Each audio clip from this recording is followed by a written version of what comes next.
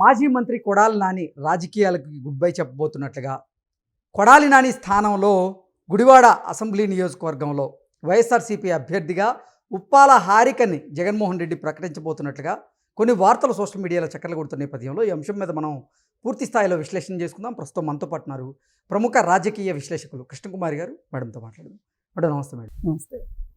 మాజీ మంత్రి కొడాలి నాని రాజకీయాలకి గుడ్ బై చెప్పబోతున్నట్లుగా వైఎస్ఆర్సీపీ తరపున ఈ గుడివాడ అసెంబ్లీ నియోజకవర్గ అభ్యర్థిగా ఉప్పాల హారికని ఇప్పుడు రంగంలోకి దించబోతున్నట్లుగా జగన్మోహన్ రెడ్డి అలా వ్యూహరచన చేస్తున్నట్లుగా కొన్ని వార్తలు వస్తూ ఉన్నాయి. దీని మీద మీ విశ్లేషణ ఏంటి మేడం? హారిక అనే మహిళని, బీసీ మహిళని తీసుకురావాలనుకుంటున్నారు. అయితే బీసీ మహిళను తీసుకురావడం వెనకమాల వీళ్ళ ఉద్దేశం ఏంటంటే, దేశవ్యాప్తంగా ఇవాళ బీసీ మంత్రం జపం చేస్తున్నారు ప్రతి వాళ్ళు ఇవాళ. దానిలో భాగంగానే తెలంగాణలో కూడా ఈ రగడంతా జరుగుతుంది. ఇప్పుడు ఇది ఆంధ్రప్రదేశ్కి కూడా పాకింది అనుకోవచ్చు. ఇప్పుడు జగన్మోహన్ రెడ్డి ఈసారి ఎలా గెలవాలి 29లో అని ఇప్పటి నుంచే కసరత్తులు మొదలెట్టాడు. ఎందుకంటే ఆయనకి పరిపాలన చేసే బాధ్యత లేదు కదా, ఎట్లాగో ఖాళీ కూర్చున్నాడు. అసెంబ్లీకి కూడా వెళ్ళే పని లేదు. అడపాదడపా వెళ్ళి మెరుపుదాడులు చేసినట్టు మిర్చి యార్డు, పత్తి యార్డు, అవి ఇవి యార్డులకు వెళ్ళి కాస్త మెరుపుదాడులు చేసి వస్తాడు. అప్పుడప్పుడు ఎవరో ఒకళ్ళు చచ్చిపోతారు, ఎవరో ఒకళ్ళు దెబ్బలు తగులుతాయి, ఏదో ఒక వార్త సంచలనం అవుతుంది. అది ఇది కాదంటే సినిమా డైలాగులు చెప్పి ఆయన ఇప్పుడు ఏదైనా సరే జనాలు ఆయన లేకుండా ఆయన మాటలు జనాల్లో తిరగాలని కోరుకుంటున్నారు. సరే, దానికోసం మొన్న అల్లు అర్జున్ డైలాగు, ఆ రప్ప డైలాగ్ చూసాం కదా. పైగా ఆ రప్ప డైలాగ్ ఎందుకన్నావురా బాబు అంటే, ఏం సినిమాలు తీస్తూ తప్పలేదు కానీ నేనంటే వచ్చిందా అనే వెటకారం ఒకటి. ఇట్లా ఆయన ఇప్పటి నుంచినే 29 ఎలక్షన్ల గురించి ఆలోచిస్తున్నాడు. అందుకని బీసీ మంత్రాన్ని ఆయన ఫస్ట్ ఎత్తుకున్నాడు. ఎత్తుకుని అది కూడా కాకుండా కొడాలి నాని పని అయిపోయింది. కొడాలి నాని ఇచ్చిన అసైన్మెంట్ అయిపోయింది. ఆయన పాస్ అయ్యాడా ఫెయిల్ అయ్యాడా అసైన్మెంట్లో ఏమయ్యాడని తర్వాత విషయం. కానీ ఇక కొడాలి నానితో పని లేదు, వల్లభనేని వంశీతో పని లేదు. ఇంక వాళ్ళిద్దరూ అవుట్డేటెడ్. ఇప్పుడు ఆ ప్లేసుల్లో ఒక కొత్త తాజా మొహం కావాలి. అది వైసీపీ మొహమా, బీసీ మొహమా, ఏ మొహం అనేది వేరే విషయం. కానీ ఇప్పుడు కావాల్సింది ఏంటి అంటే, ఇప్పుడు కొత్త దేవుడు కావాలి ఆ 2 నియోజకవర్గాల్లో. దానికోసం అని చెప్పి మొదటగా గుడివాడ మీద కాన్సన్ట్రేట్ చేశారు. ఇప్పుడు కొడాలి నాని పరిస్థితి ఏంటి అంటే, ముందు నుయ్యి వెనక్కి గొయ్యిలాగా అయిపోయింది. ఇక అసలు అతనికి రాజకీయ భవిష్యత్తే లేదు, అది అతనికి కూడా అర్థమైంది. జగన్మోహన్ రెడ్డికి ఎప్పుడో భూస్థాపితం చేశాడు వీళ్ళిద్దరిని తనకు అనుకూలంగా. అందుకని ఇక్కడ ఏ అభ్యర్థి వచ్చినా మనం ఏం ఆశ్చర్యపోవక్కర్లా. వల్లభనేని వంశీ స్థానంలో కూడా ఇప్పుడు ఎవరు వస్తారనేది కూడా చూడాలి. అక్కడ కూడా ఏదో ఒక స్ట్రాటజీ ప్రకారమే వెళ్తాడు. ఏది ఏమైనప్పటికీ ఇప్పుడు రాజధాని, ఔటర్ రింగ్ రోడ్డు, అలాగే ఆ రాష్ట్రానికి వస్తున్న పరిశ్రమలు, ఉపాధి దొరికే అంశాలు, పైగా కేంద్రం ఎంతో కొంత సాయం చేస్తుందో చేయట్లేదో నాకైతే అర్థం కావట్లేదు. కానీ కొంచెం అగమ్యగోచరంగా ఉన్నప్పటికీ కూడా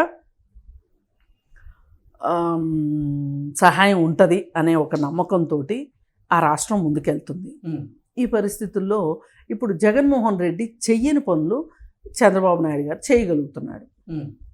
అమరావతి ఎగ్జాంపుల్, అలాగే వైజాగ్ సంబంధించి వైజాగ్ ఇప్పుడు బనకచర్ల విషయంలో కనుక సక్సెస్ అయ్యారు అంటే కనుక గోదావరి జలాలను మళ్లించే విషయంలో రాయలసీమలో కూడా తిరుగులేని శక్తిగా కూటమి ఉంటుంది. ఇలాంటి పరిస్థితుల్లో ఈయన ఎంత అభ్యర్థుల్ని మార్చినా, 1వ కృష్ణుడు 2వ కృష్ణుడు 3వ కృష్ణుడు తీసుకొచ్చినా నాటకం అయితే రక్తి కట్టదు. ఎందుకంటే వాతావరణ పరిస్థితులు అలా ఉన్నాయి. అతనికి పోయినసారి వచ్చిన అధికారాన్ని అతను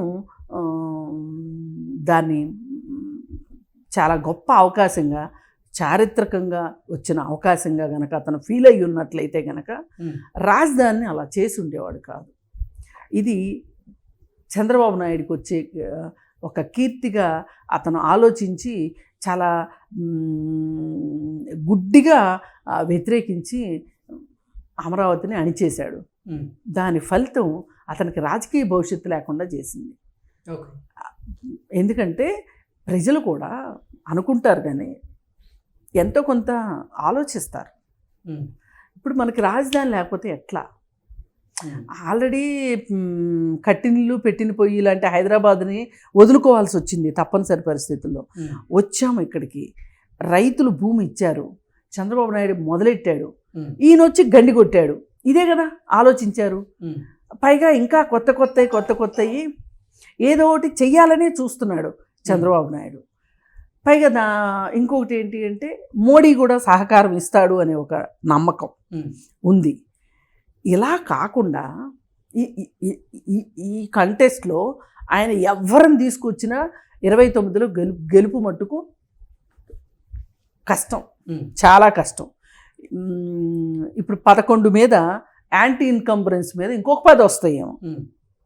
అంతేగాని గెలుపు దిశగా మట్టుకు వైసీపీ ఉంటుందని అనుకోవటానికి అవకాశమే లేదు.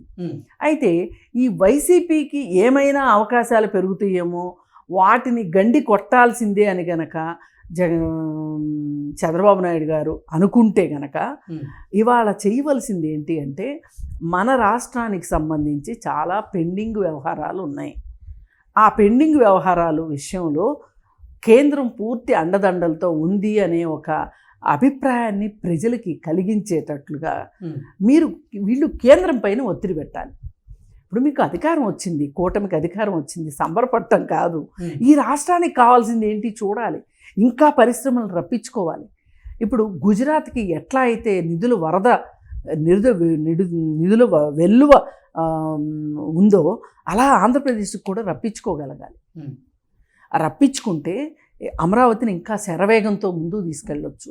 అలాగే వైజాగ్ని అభివృద్ధి చేసుకోవచ్చు. అలాగే ఇవాళ బందర్ పోర్టు బాగా ముందుకెళ్తుంది. అంటే ఇంకా పనులు జరుగుతున్నాయి అక్కడ. ఏకకాలంలో 11 ఓడలు వచ్చి ఆగే విధంగా బెడ్ వేస్తున్నారు. అంటే బాగా రెడీ అవుతుంది బందర్ పోర్టు. అలాగే కృష్ణపట్నం పోర్టు, ఇవన్నీ కూడా వీటన్నిటి విషయంలో ఒక్క సెకండ్ కూడా వదిలిపెట్టకుండా మనం పోర్ట్ల మీద గనక శ్రద్ధ పెడితే గనక, తీర ప్రాంతాన్ని మనం బాగా వాడుకోగలిగితే గనక మనకు ఆదాయం బాగా వస్తుంది. రాష్ట్రానికి ఆదాయం వచ్చిందనుకోండి, మనం సంక్షేమ పథకాలు చేసుకోవచ్చు, ప్రాజెక్టులు తెచ్చుకోవచ్చు, అలాగే ఉపాధి పెంచవచ్చు. ఇవన్నీ చేసే అవకాశం ఉంది. ఈ అవకాశం ఉన్నప్పుడు ఇలా వెళ్తూ ఉంటే ఇంక జగన్మోహన్ రెడ్డి ఎందుకు గుర్తొస్తాడు ప్రజలకి? ఆయన ఎంతమంది అభ్యర్థులన్నా మార్చుకొనివ్వండి, బీసీ మంత్రం పాడుకోమనండి, ఆడుకోమనండి, ఏం చేసినా సరే జగన్మోహన్ రెడ్డికి మీరు అడ్డుకట్ట వెయ్యాలి అని కనుక కూటమి ప్రభుత్వం అనుకుంటే గనక ఆ రాష్ట్రానికి కావాల్సింది చూడండి. ఊరికే పెదాల మీద పప్పలు పండిస్తే కుదరదు. మీరు చెయ్యాల్సినవి కూడా మీరు చెయ్యాలి. ఆ నమ్మకం మీరు కలిగిస్తే గనక ఖచ్చితంగా 29లో కూడా కూటమి ఉంటుందా, ఓన్లీ తెలుగుదేశం ఉంటుందా ఏంటి అనేది వేరే విషయం. ఎవరు పోటీ చేస్తారనేది వేరే విషయం. ఇప్పుడు ఈయన గెలుపు దిశగా ప్రయాణం చేస్తున్నాడు కాబట్టి దానికి గండి కొట్టాలి అని అనుకుంటే గనక మీరు ఇలాంటివన్నీ చేస్తే ఉపయోగం ఉంటుంది. Okay madam, thank you so much. Thank you.